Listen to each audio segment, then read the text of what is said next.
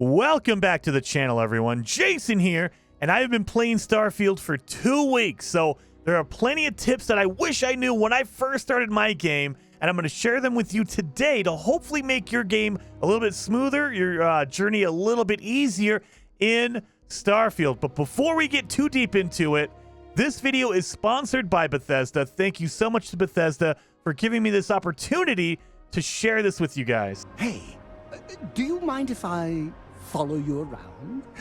Do you need a sidekick? Starfield is available beginning September 1st on Xbox and PC for anyone who purchased the Starfield Premium Edition, and will be available to everyone else on September 6th, which means a ton of people, a ton of you are jumping into the game. And one of the most important things you can do in Starfield is actually at the start of the game in the character creator, which is very awesome, by the way. You can customize your character's looks, your hair, your skin color, everything, your eye color, all that kind of stuff. But the more important thing is your background. You know who you are? New recruit for Argos Extractors? Ring any bells? Any of this look familiar? Make sure to pay attention to your background, because those are the first 3 skills you unlock in the game, and they will either make your game easier or more difficult depending on if you're using them. So depending on your character, if you're going to go with a melee character, make sure you unlock the melee ability, the melee skill. If you want to go with a lock-picking character, make sure you unlock that skill as well. And remember, guys, these skills can actually combine into a really awesome build for a character. So you can get the sneaking ability and the lockpicking ability and the pickpocketing ability and have a thief as your playthrough in Starfield. Or if you want to, you can make a super suave, like, persuasion character that can talk his way out of any fight. Maybe we can work something out. But remember, guys, you can be all super sexy and suave and use that persuasion skill, but you do not get any experience until you've unlocked that skill. So if you want to be, persuasive, you totally can. It just won't count towards your skill experience until you've unlocked it. And it's the same thing for anything else in the game. You can use handguns if you want, but you won't gain any experience on that skill until you've unlocked it. So unlock those good skills that you know you want to use. And then I ran into an issue, and I know you guys are going to do it too, because a lot of you are like me. In a Bethesda game, you have to pick up everything, right? You don't have to, but you feel like you're compelled to. You got to grab all the plates, all the markers, all the folders, all the paper, all the books, everything, right? In Starfield, you don't really need to do that. Of course, you can pick up toilet paper rolls and you can sell it for money.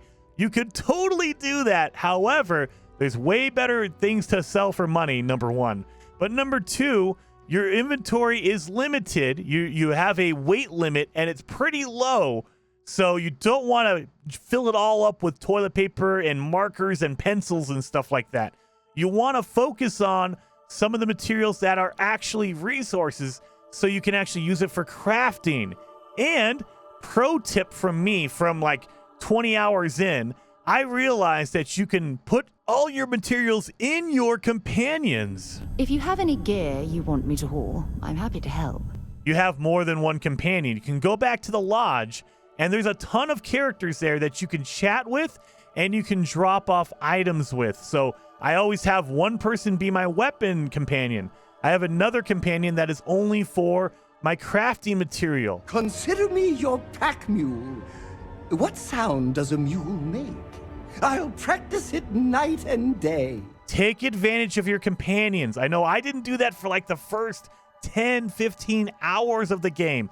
I was holding on to everything I could, and if I was over encumbered, I would sell it or I would drop it off in a box, a storage container later on. But you don't need to do that. Your companions can go with you. They can walk around with you. Take advantage of those companions. Another thing I didn't realize until about 10 hours in is that every hub, every city has a ton of people in it, which is really, really cool. But you get like tunnel vision. You want to just go to wherever the quest is, right? I have to go to this person, turn in my quest, and then go, right? Just leave the city.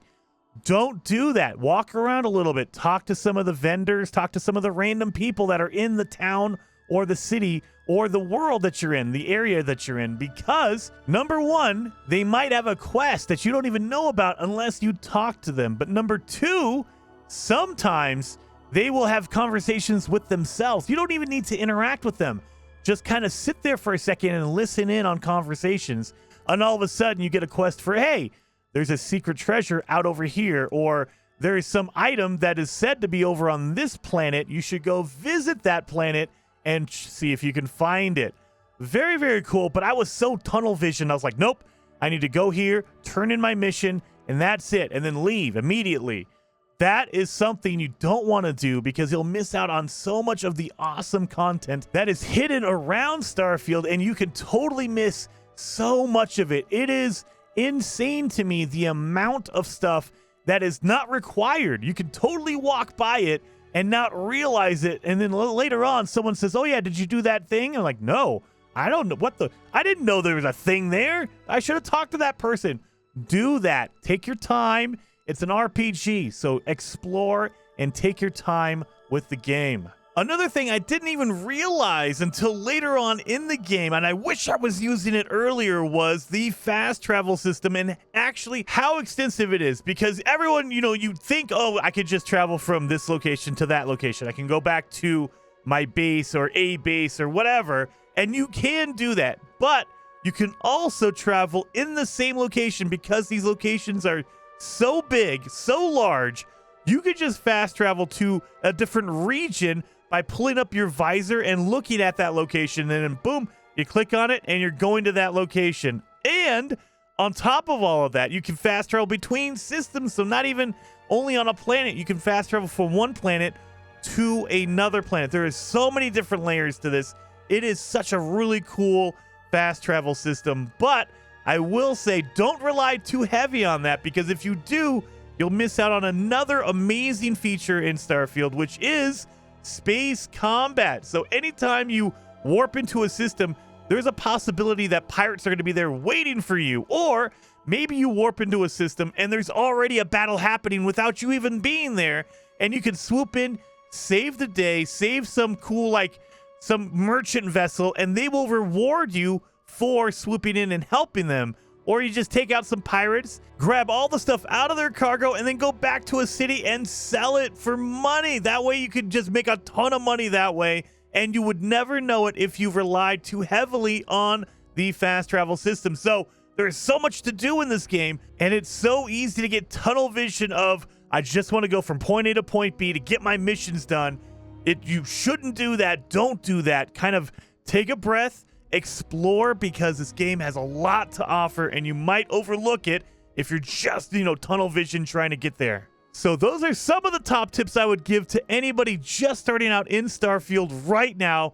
There are a million other tips I want to give out, but I don't want to ruin the game because it is such an amazing, massive game. You guys need to jump into Starfield as soon as possible. And guys, seriously, you can play it however you want, whatever character. Make sure to choose your awesome background that gels with your skills, whether that's a melee character, a weapon, whatever you choose. You can do that in Starfield. And be careful of all the stuff you're going to be picking up, because there is a ton of amazing stuff in there. But I don't want to go too much into it, guys. Seriously, if you're thinking about buying Starfield, do it now. There's a link down below in the description of this video. Go grab Starfield. Remember, Starfield releases on September 1st for anyone who gets the Premium Edition. If you buy the Premium Edition, you can play Starfield starting September 1st. And if you want to just buy the regular edition or you play on Game Pass, it is releasing on September 6th for everyone else, you guys. I am so pumped up. This game is so freaking amazing. Jump in there, and I will see you guys in the next video.